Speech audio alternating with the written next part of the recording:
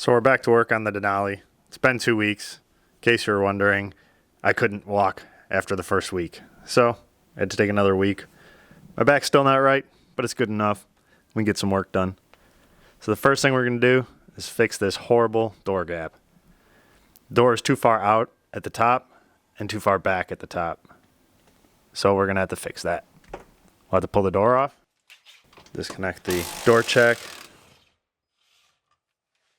disconnect the wires.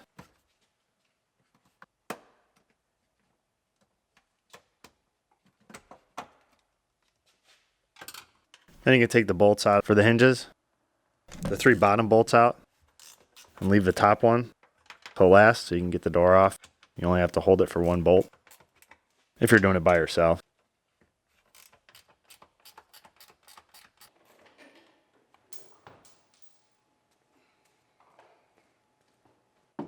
I'll use a block of wood to hammer this door hinge back in. We're actually moving the post more than the hinge.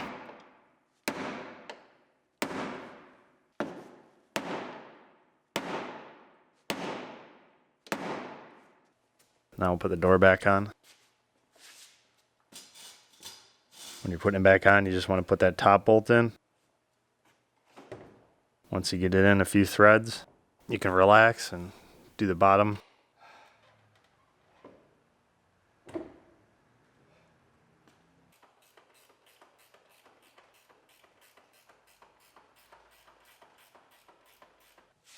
Move the bottom in position, put those bolts in,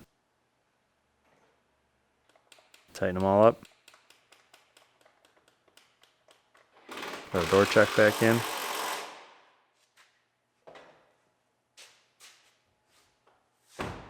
Now let's see how good the gap looks.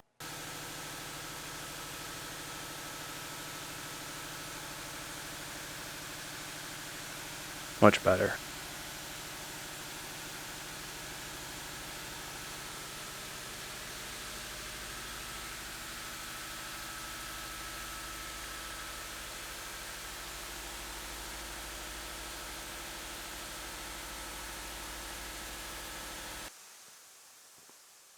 Now we're going to trim out some more pieces. We need to pull that B pillar out a little bit, so we need to get some of this rocker out of our way. Say it with me, guys. In the pile. So we'll put our bracket in there. I'll screw our eyelet onto it. Give it a little pull. It doesn't have to go much.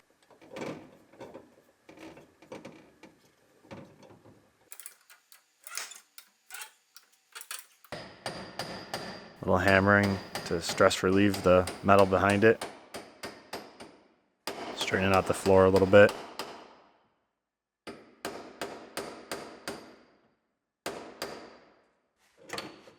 Didn't take much. It only had to go out about 1/8 of an inch.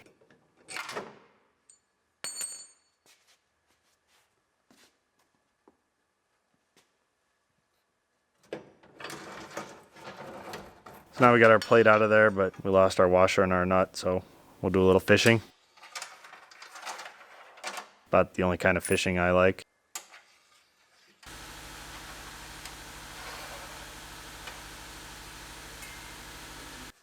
Now a little paintless dent removal. I'm not very good at it. We're going to end up painting it and doing body work. But instead of using the pin welder, we can just push a lot of it out. Using the hole they provided us when they put the antenna in.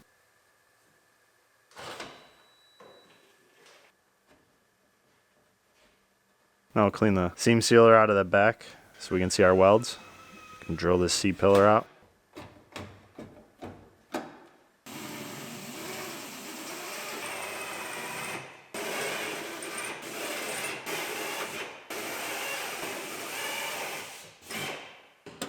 Knock all of our welds loose.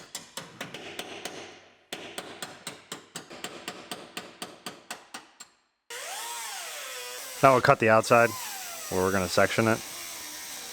I normally wouldn't have gone this high, but I had to go cover up that hole. So now we'll drill the inner pillar off.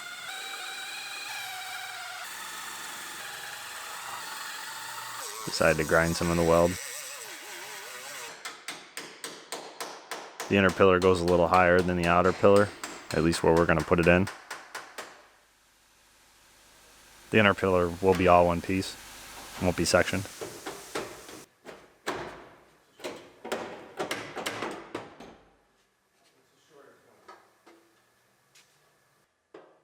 So now we got our parts pillar.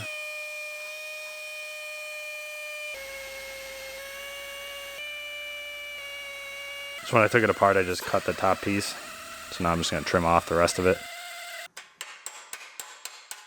I wasn't sure if I was going to end up using this piece.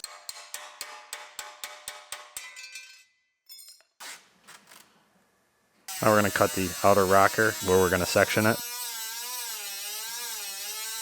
Sectioning is allowed on this piece. I was kind of glad because it goes all the way up to the front of the cab.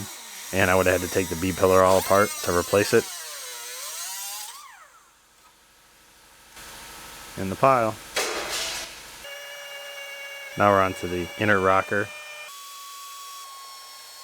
It actually comes apart right there. So we're just going to drill out our welds and separate it. So we'll put that piece in whole.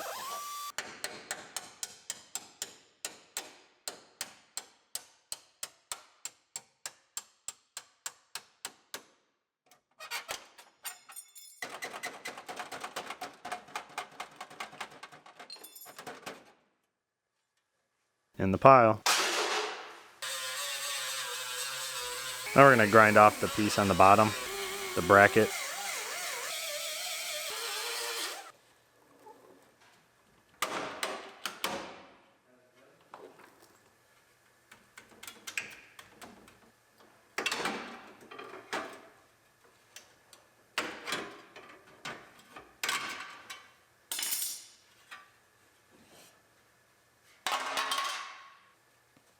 In the pile. Now we're back to our parts cab. Need to get this piece off. I already drilled it all out rather than trying to break it all loose with the chisel. Just use an air hammer. The vibration knocks it all loose. Much easier. Works well on thick pieces like that. In the pile. Now we're going to get the extra parts off of our inner rocker here. In the pile. I'm going to leave that inner rocker welded to the floor and the outer rocker. And there's a couple other pieces. There's actually about 6 pieces there. Rather than taking it all apart and having to weld it all back together, I'll just leave it all as one piece and it'll all fit together like a puzzle.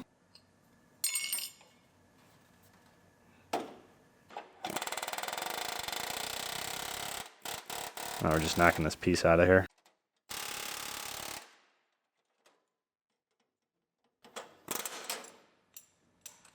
In the pile. Now we're going to cut our outer rocker. We're going to make it a little longer than the other piece on the truck. That way we'll have a backing. It'll actually be a double panel. I can weld the seam and I can weld holes that I will drill in it. So I have some spot welds and a seam weld. In the pile. Now I'm going to cut the floor out. It might look like I'm randomly cutting, but I'm actually cutting a line that's right above that piece that goes underneath, so that bracket underneath will be my backing.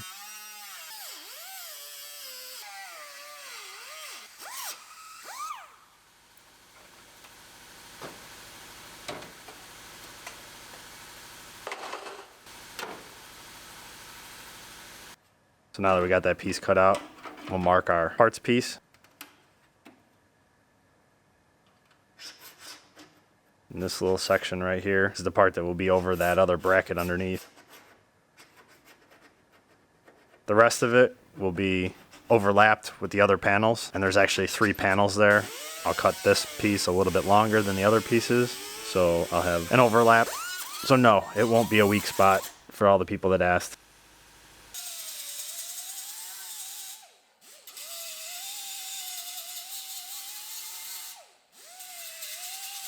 Now we're going to clean up all of our welds, both sides of any holes we drilled, and then anywhere that we're going to weld to.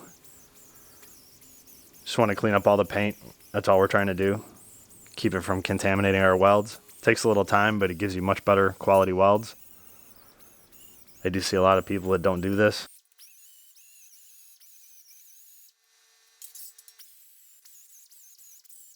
Grind off our structural adhesive. And we're going to grind off our seams too, anywhere we're going to weld, both sides. If you notice, there's a couple holes in there. That's where studs go through for the seats and the seat belts. So I'll actually be able to bolt this piece in before I weld it to hold it in place. Now we're going to scuff it. It's a lot easier to scuff it now when it's right here in front of us than when it's in the truck. Plus I can get to parts I can't reach once I put it all together. So we'll save our painter a little headache.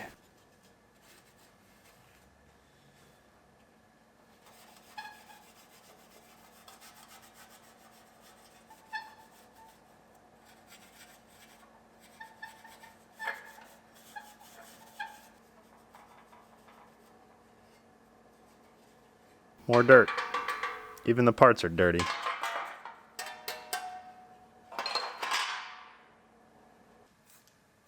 we're going to put our weld-through primer on all the bare metal mating surfaces. Just the parts that get sandwiched together, not both sides. It's not like real primer, so you only want to put it where you're welding.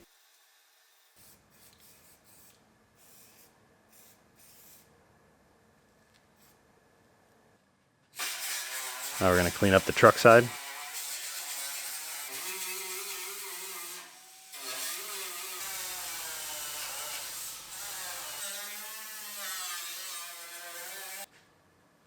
And we're going to scuff inside here where we're not going to be able to get to later.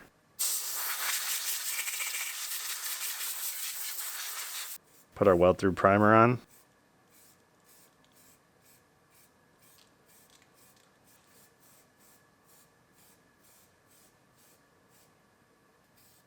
Now we're going to put some edging primer on the inside there.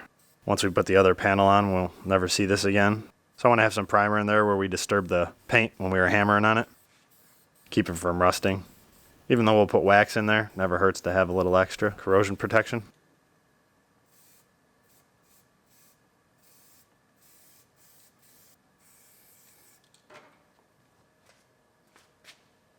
Now we're going to slide our puzzle piece in.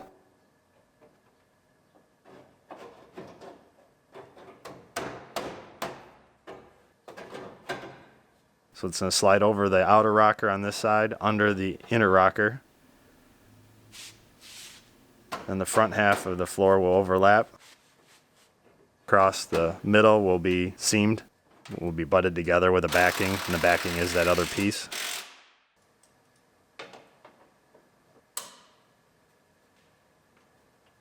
Now we're going to make sure everything's in the right spot. We'll use all of our measurements, plus the ones that the factory provided.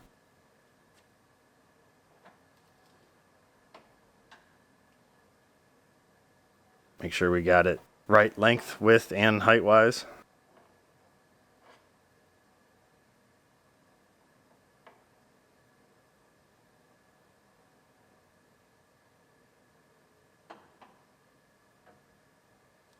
That's why it's always good to have a lot of measurements.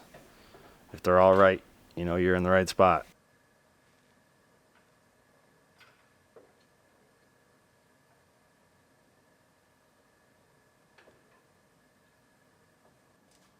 We're going to put in our C-pillar, the inner piece.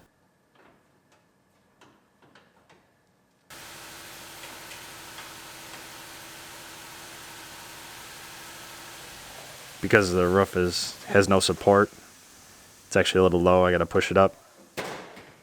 There's about a 1/4 inch of deflection there. So we're just going to extend it.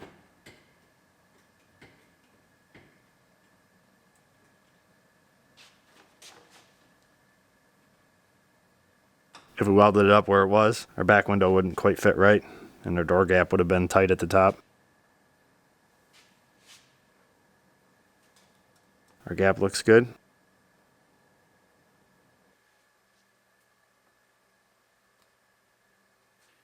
Now we're going to measure it. Had I known I was going to change this piece, I probably could have left it welded to the other piece, but it's only 2 welds, so it wasn't a huge deal. Measure the back window opening. Now we're going to measure the door opening.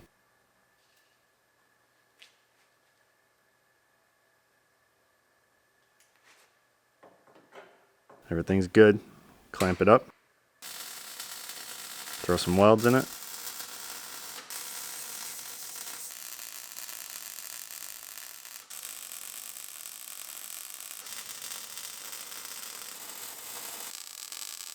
And weld the rest of our piece in here.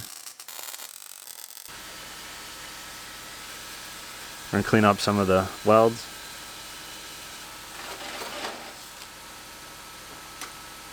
Scuff it up.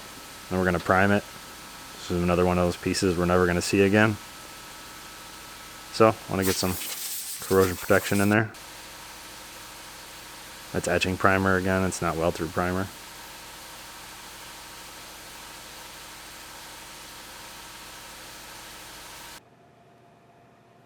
I'll weld the front. Got that all done. Now we can put our lower piece in. You can see the seam there. So this piece will fit right up underneath it. There's actually holes on each side of the seam, so that'll be spot welded in its original spots, and then the seam will be welded to that piece. So good luck for anybody that wants to take that piece out again. It's going to be a pain.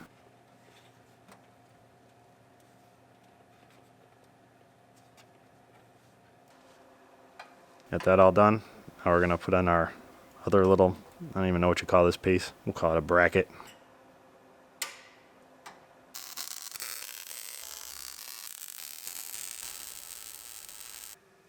Put in our foam. Put glue on the back side of it so it would seal. Now we're going to take the DEF tank off.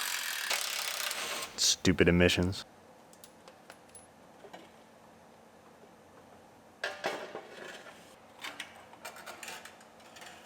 Oh look, dirt. Pry off the filler neck.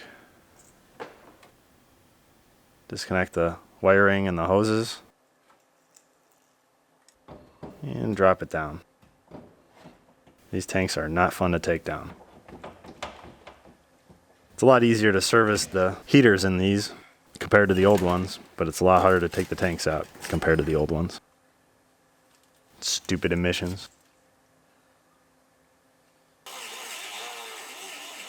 So now we're going to grind our welds down that we're never going to see again, so we can get some primer on those. And I had to take that DEF tank out so that I could weld that bracket underneath. And I'll have to take it off so I can get some paint in there when we're all done and put the uniside on.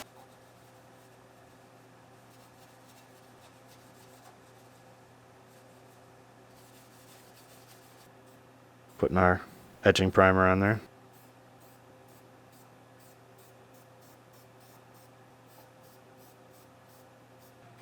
Now we're going to pull our door off and get ready to put our uniside on. And that's another project for another day. You know, if I hadn't washed the truck, that door would have matched perfectly. Like the video if you found it interesting. Share it if you think somebody else might. Subscribe if you want to see me put the rest of this truck back together. As always, thanks for watching, and I'll see you soon.